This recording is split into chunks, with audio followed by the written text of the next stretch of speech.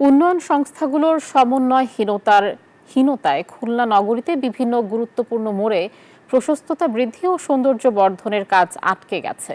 City corporation নগরীর ২২টি মোড়ে স্থাপনা নির্মাণের কাজ শুরু করলেও তাতে আপত্তি জানাচ্ছে সড়ক ও জনপথ বিভাগ। তারা বলছে, স্থাপনা নির্মাণের কারণে সড়ক আরও সংকুচিত হবে। উন্নয়ন সংস্থাগুলো পরস্পর সমন্বয় করে কাজ করবে, এই আহ্বান সচেতন মহলের। মাকসুদ রহমানের তথ্যচিত্রে ডেস্ক রিপোর্ট।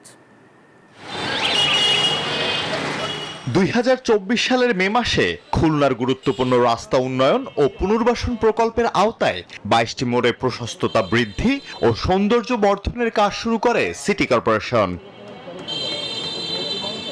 এর মধ্যে পিটিআই মোড়ে ফুট ওভারব্রিজ সহ কয়েকটি স্থানে আধুনিক ট্রাফিক ব্যবস্থাপনা, পানির ফোয়ারা, বসার জায়গা, নতুন ফুটপাত নির্মাণের কথা ছিল।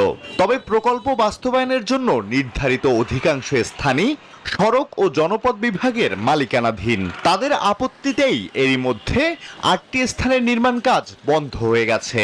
সড়ক ও জনপথ অধিদপ্তরের রাস্তার সঙ্গে সম্পৃক্ত থাকায় কাজ শুরু করতে পারেনি।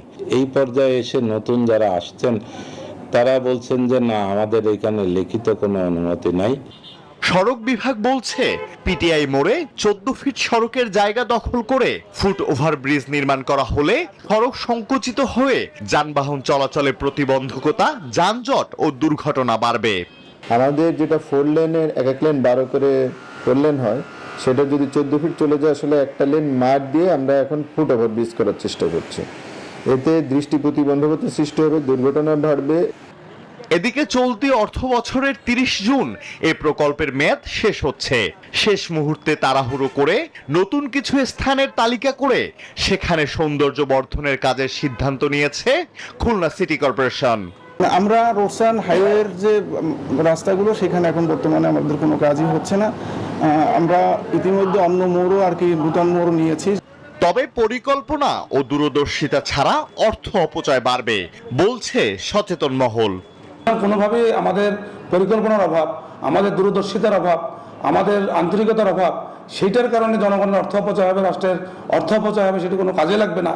এটি আসলে কোনোভাবেই গ্রহণযোগ্য না। ভবিষ্যতে অর্থ অপচয় রোধে ও উন্নয়ন কাজের স্বার্থে উন্নয়ন সংস্থাগুলো পরস্পর সমন্বয় করে কাজ করবে, প্রত্যাশা সংশ্লিষ্টদের।